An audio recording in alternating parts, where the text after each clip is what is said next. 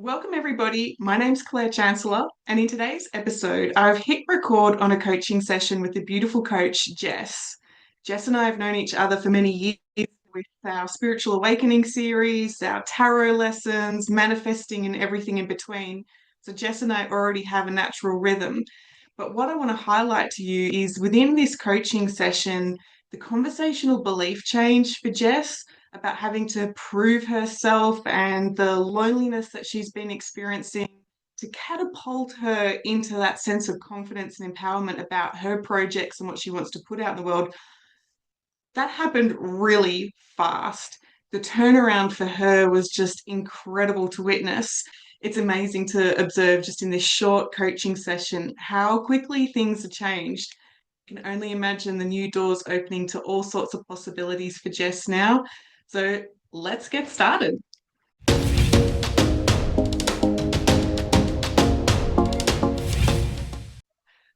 All right, well, welcome, Jess. Today we are going to facilitate a coaching session, and we have been messaging back and forth about different ideas on what you wanted to explore. Tell me, with today's session, what is that number one thing you want to focus on? I think that it comes down to the loneliness. Through those text messages, we realized that there was a part here where I'm just feeling lonely. And the analogy that I can put to it is being in a crowded room and feeling lonely, but putting myself in the corner of the room on the chair and like kind of excluding myself. Yeah, right. Yeah. So for the people listening, there is definitely a difference between loneliness and being alone, right, Jess? Like that aloneness, there's a level of peace and self-reflection, and like, I'm all good, I'm alone, I'm happy in my own space. But the loneliness has a different kind of, dare I say, sting to it, or an emptiness to it that can be really distracting.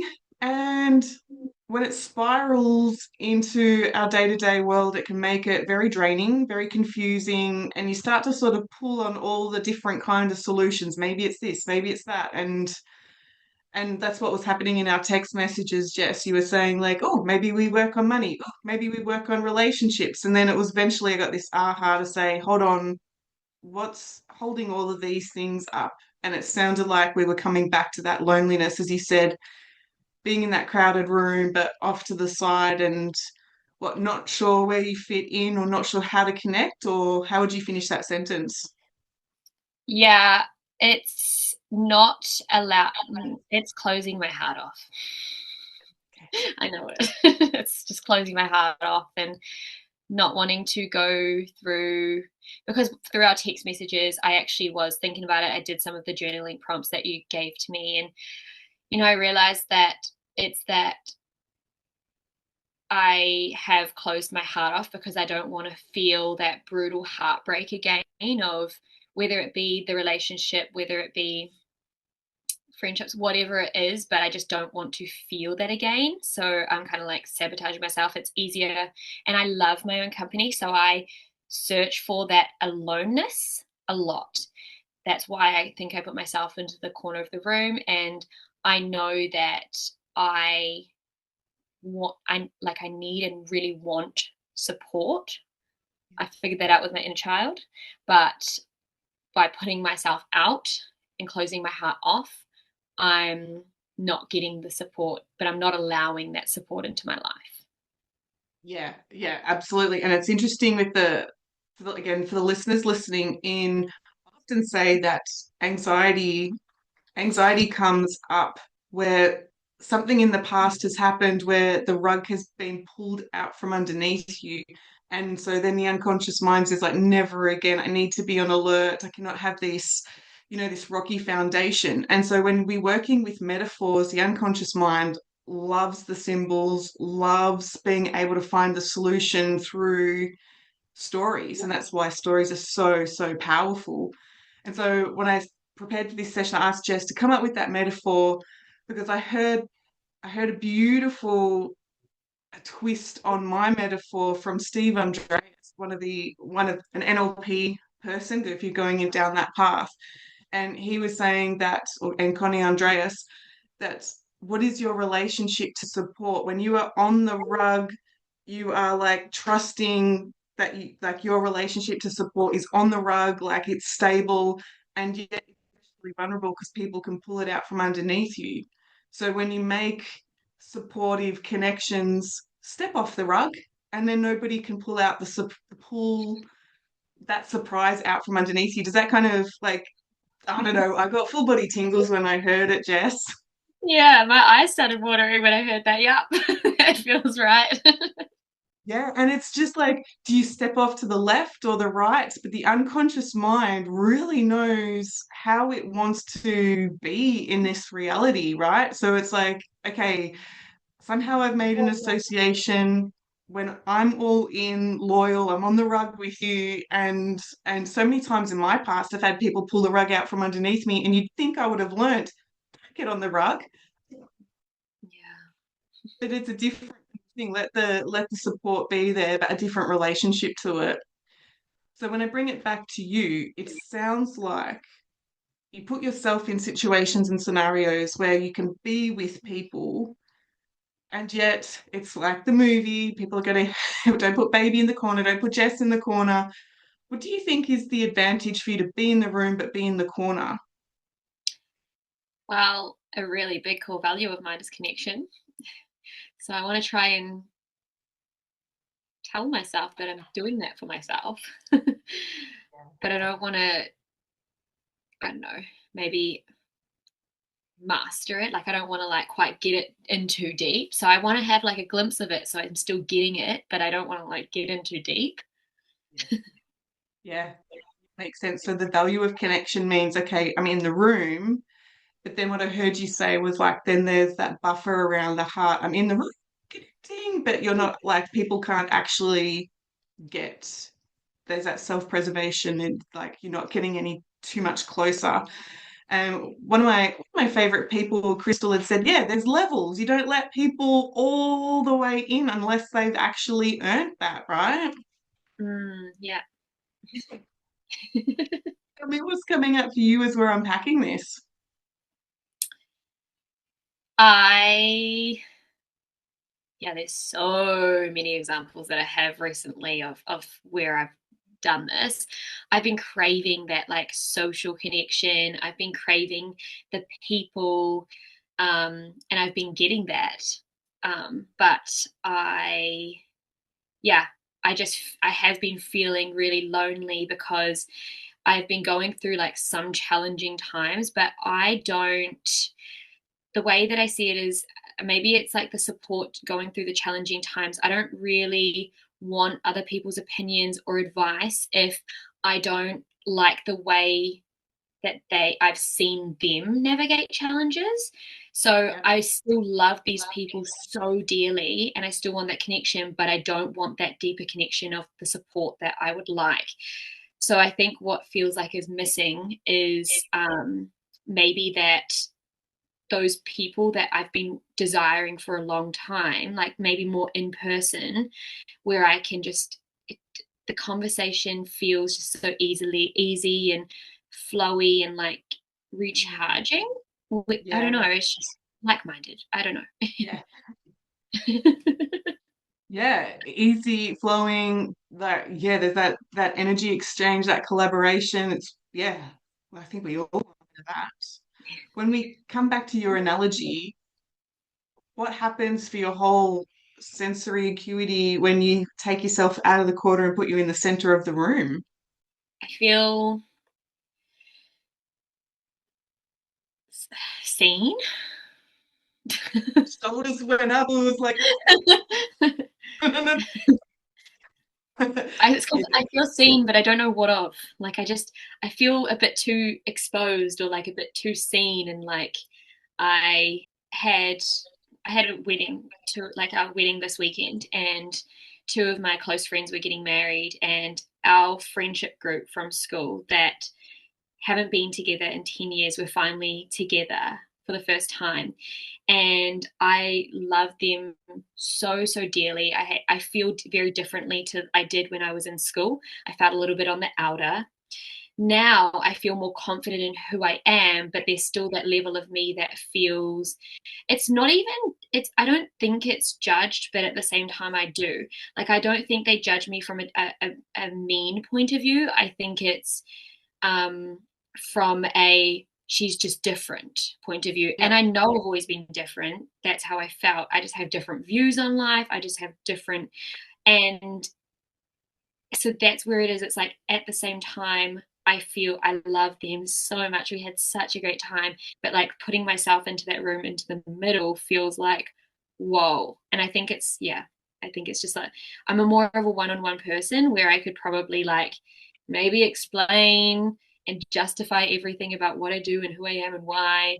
But when it's like a lot of people around me, I'm like, okay, that's just, yeah, yeah. Yeah, interesting, and that there's a comfort like come to me in my little corner versus like being in a crowd. When you're describing it, I'm for me, I'm picking up on like just so much noise, you don't even know what to focus on. That's what I'm picking up, but we're not projecting too much.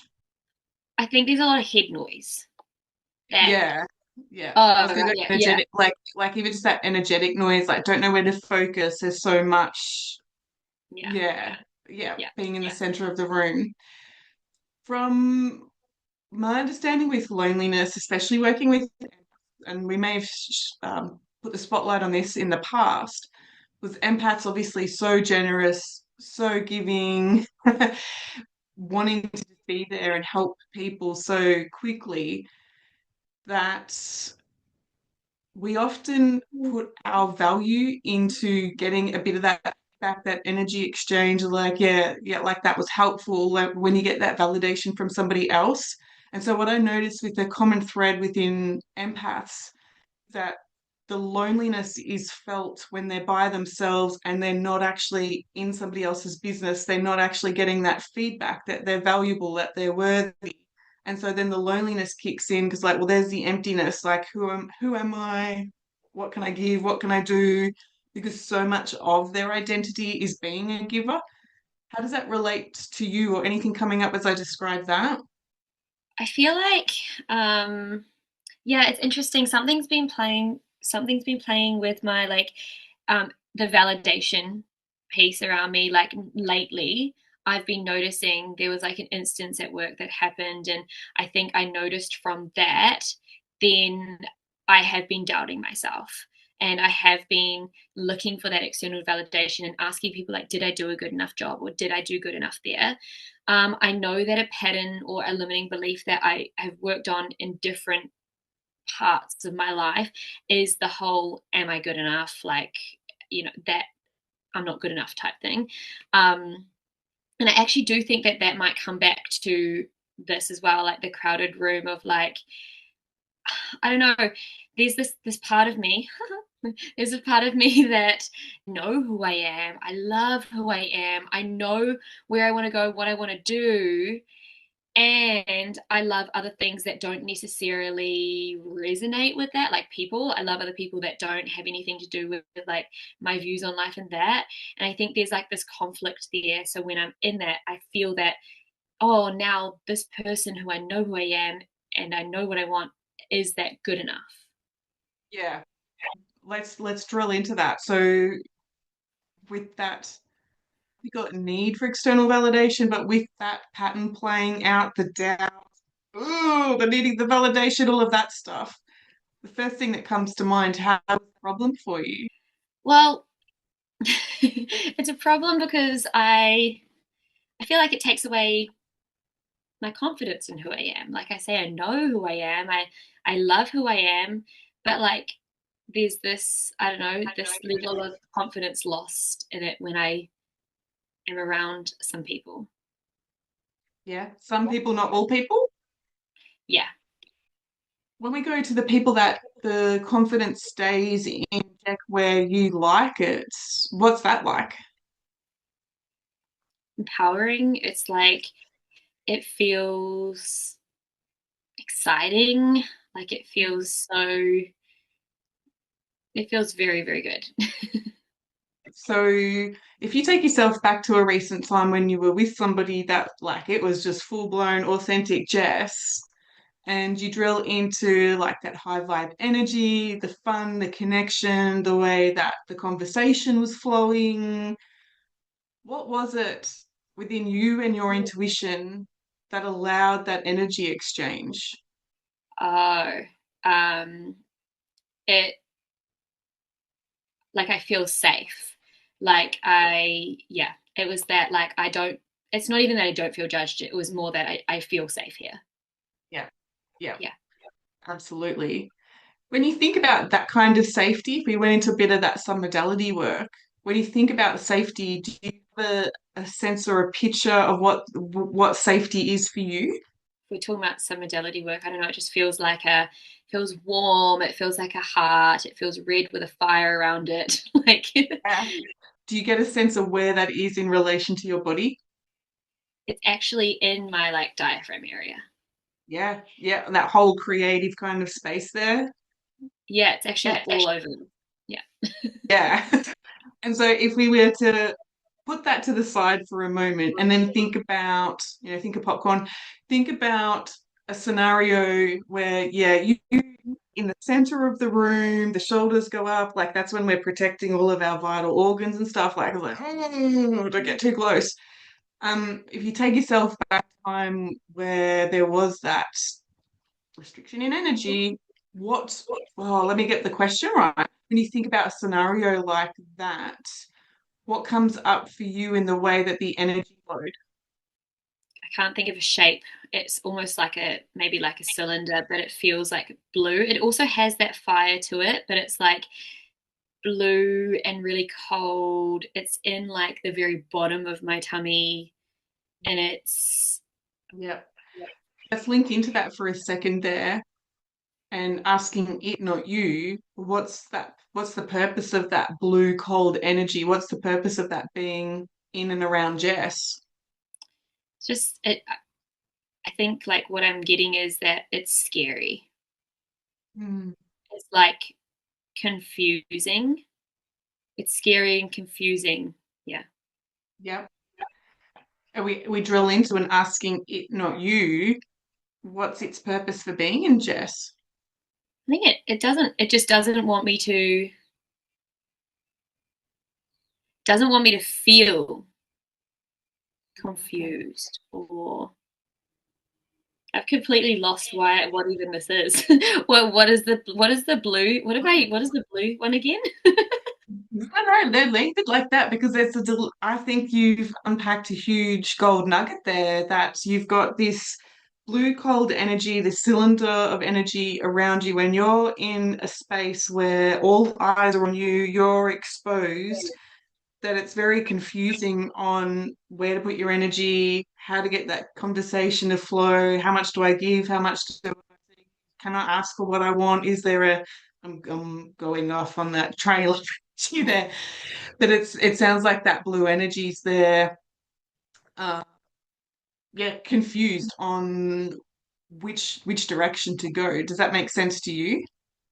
Yeah, I think I'm feeling a lot of conflict, like a lot of conflict between where I am currently and where I want to be. I don't know if this has anything to do with that room, but I have a lot of conflict between that, and I'm feeling almost stuck here. But there's a lot of feelings of guilt and moving to what I want to be doing. So yeah, Yeah. yeah, And would you say then, Jess, that the what we've found, well, it's very metaphoric. You are currently in a corner in your life where you're kind of looking out at different scenarios, happy in your corner, knowing how to have these conversations here in the corner, and yet a lot of your goals are to be seen. yeah. Yeah, absolutely. And yet we've got this part of you that's saying that, yeah, no, being so confusing. Yeah, yeah, very confusing. I think I'm just starting to see where all of this is just happening in all areas of my life. I think, before when we mentioned like which route are we going to take this, is it going to be, and the two big themes for me was love, like finding my person, and money. Those are on that side where my desires are, and where I am on this side is the there's like a bridge there that's like the bridge is broken. Yeah. And I where I am now, there's reasons as to be why I'm here, and that's where those feelings of guilt is, that I can't leave, I can't do that, and I don't feel like I can achieve these two things where I am now, but I won't leave. Yeah. That's what came up. So we've got an interesting dilemma going on because while you're here in the corner, you're still feeling lonely. When we move you over there, you're still, not connected. So the options that you've put on the table at the moment, neither one work through the loneliness or the emptiness. Do you know what I mean? Yeah, I don't see how I can fully reach some goals and be my complete self here. Yeah, no, okay. So while we've gone off on an interesting path, when we focus on the specific challenge of the loneliness, what you told me, or away from your logical mind, what you've told me is that the loneliness is here and the loneliness is there where you're going. You've told me that. You've said, like, yeah, if I'm out there seen and exposed, there's a vulnerability and a loneliness. I'm here in the corner at home, there's still the loneliness.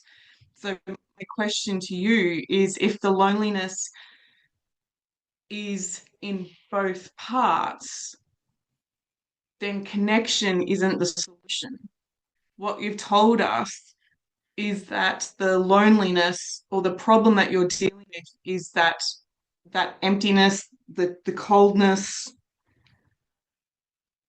that follows you wherever you go. So for me, when I was working through this, the loneliness was like a black hole. And I'm like, okay, well, what if I go over here? Will I be able to feel the whole connection? What if I go over here? Can I feel the whole with connection? What if, and it's like the out there wasn't the puzzle piece to solve this. The puzzle piece to solve it was to work out how did the whole get there to begin with. Does that kind of make sense? Yeah, it does. Because if I take that one step further, the whole was put there when I was little because it was all about how much I give to other people. So like my whole energy was giving. How much more can I give? And like I'm getting empty here. And then the minute I say I need help, my needs were minimized. The hole continued to stay open. And in a grown-up world, it's like, well, if I can connect and give, but then at the point where I said, hey, I need help too, people are like, you're a coach, you got all the tools you need, I can't help you. And you're like, when did I stop being human? Like I still have Yeah. need for inclusion, collaboration, all of the fun things. Does that kind of make sense with what's going on? Yeah, that does. That especially that last part of like, I think what came up was like, oh, but you should have it all figured out. And I do think that there are, like, this is a story, but I feel like there's this judgment that people think that because I'm a coach, I should have it all figured out. And especially my friends, like, not that they've ever given me something like that, but that's just the story I'm telling myself. Um, yeah, and I don't know what, but before I was thinking that, like when you said, I don't think that the solution is connection, I think straight away, and I don't know if this has anything but to do with it, but I think the solution is freedom. Yeah, but free again, freedom from what? From people, from people. Yeah. Because I know you so well, not that I would do this in a session with somebody that I don't know, what, like after years of coaching, I'm going to finish that sentence for you and try it on like a shoe. I think you're seeking freedom from overgiving, freedom from having to prove yourself, freedom from, you know what I mean? Yeah, freedom from having to prove myself feels very relevant. Yeah. How much more do I have to give to then get that validation, that aha moment, I can breathe out? And the dilemma that's happening is that with the, well, as you said, like the heart's closed off, the authentic you that has those human needs isn't to the surface to go, because people, all of these beautiful people you're talking about that full confidence, they love that collaboration receive, and yet it's sort of like that one way, like, yeah, Jess doesn't say that she needs help. Do you know what I mean? Yeah, yeah, I do that too. I do it too. yeah. Oh, that's yeah, that's a yes. Love that. Yeah, Yeah, so what if the answer to this isn't having to connect and give? yeah, and that yeah, yeah. If you checked in momentarily, what happens to that blue cold sort of cylinder? Like, what happened to the confusion there with that now?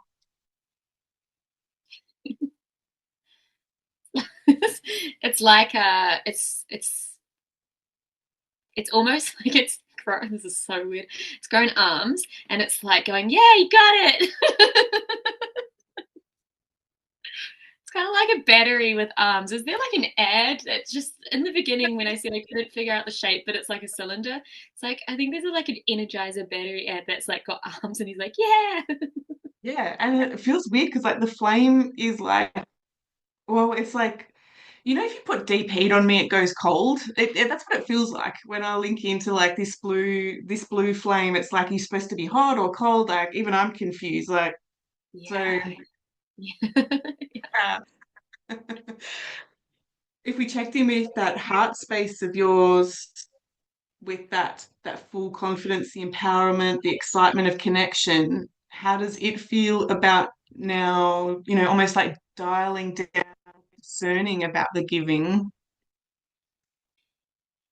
It just feels light because it doesn't have to spend its time proving anymore. It's just like is. Yeah. If you go back to that room where you were in the middle and you projected that kind of energy, I'm not proving myself to anyone. Do you notice what happens to the crowd? Who leaves, who stays, how they move? Like what do you notice in that room now? Yeah. I think it feels more full. I can't see exactly who, but it feels like it's like more occupied. And then let's just play with this one more time. Let's take that room again to your dream destination. And then, you get the call back from home. And instead of like having to, make a call, what happens to the choice of like, cool, I've got money in the bank, going to make that choice, going to fly back home, then I can be where I need, how does that feel? That's what I want. That's actually the type of energy that I want. Like, I want to just be able to fly back home whenever I want, often, and be here for like a month at a time and then go back. Like, yeah, that's what I want. It feels good. Yeah.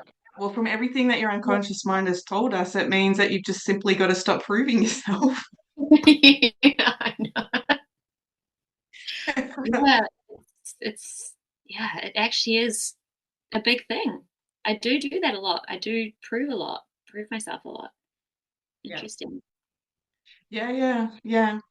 So if let's check in then. If you're not proving yourself to other people, how do you approach the projects then? I approach them with like full self belief, with confidence. I just approach them with just knowing. Yeah, which I imagine has that warm heart fire that you spoke about, right? It's just like, here it is. Oh, I'm just getting chills. Yeah. I got butterflies. Yeah.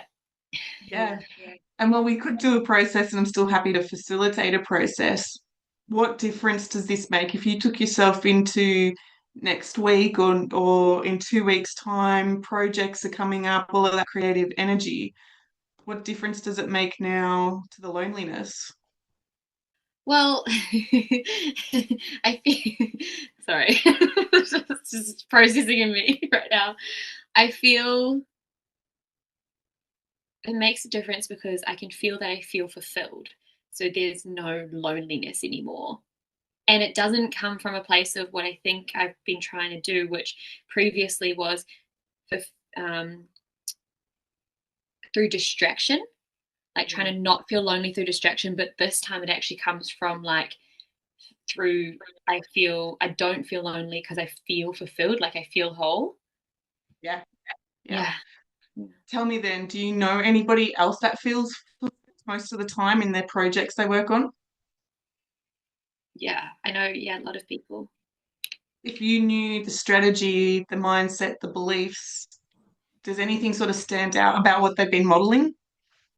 Okay, like um again the words confidence, like self-belief, like just knowing, like confident in what they do, and not being afraid to be seen and put their projects out there and do it and just like love doing it, but like they radiate this energy of like, this is my passion and I'm putting it out because I love what I do and I'm good at what I do. Yeah. Yeah. That sounds like the very first part of their strategy is the creativity, the passion, the excitement. Whereas a previous strategy of yours has been like fear, prove myself, distract. Okay, like let's get it going. Like one feels like a lot of willpower, that depleted battery, and then the other just feels like passion and just open to the possibilities. Yeah. Yeah. Yeah. What I like to consider with fulfillment is like walking into a toy shop and just playing with the toys, not the way that the adult toy makers made them to be played with, but like just mixing it up, playing with them in the way they weren't designed, Barbies and on trucks and sand, like however it shows up. But I imagine a lot of those people that you're talking about, those thought leaders, are playing within the energy of what not they should do, like when like from childhood, this is how you should be, versus just like, yeah, no, I'm just confident to give it a go. Yeah, absolutely, 100%. Yeah. You're glowing. I want what you're having. I'm having peppermint tea. Yeah, it's actually crazy because I think most times when I'm in my passion, which for me is like my business and what I'm doing, like there's been a lot of proving energy for quite some time. And I noticed there's this story that comes around of like, man, I don't know if I'm boring or like this is boring, but it's weird because I love it. Like I'm being boring. I'm being so I'm blending in. I'm doing the same of what everyone else is doing, and I don't like it. So when you do say like talk about those people, like you know, there is that whole like they're doing what they want to do, not what everyone else wants to do. And I've always admired that. So it's just interesting. It comes back to that, like it's because of the proving energy. The proving energy was the behavior that I was playing because of it. Yeah. Yeah, yeah. Yeah, yeah. So the so what can we expect from your business now? No, I went on the spot, but Oh my gosh, a lot. Just like, yeah, yeah. And I passion. think it stands out that instead of being misunderstood and trying to shoot yourself to fit in, it's like, no, I'm just gonna go create my thing, allow those people to come and find that really understand what I'm here for, the passion that's really attractive. Yeah, it is. Yeah. I don't even remember what it feels like almost to feel lonely.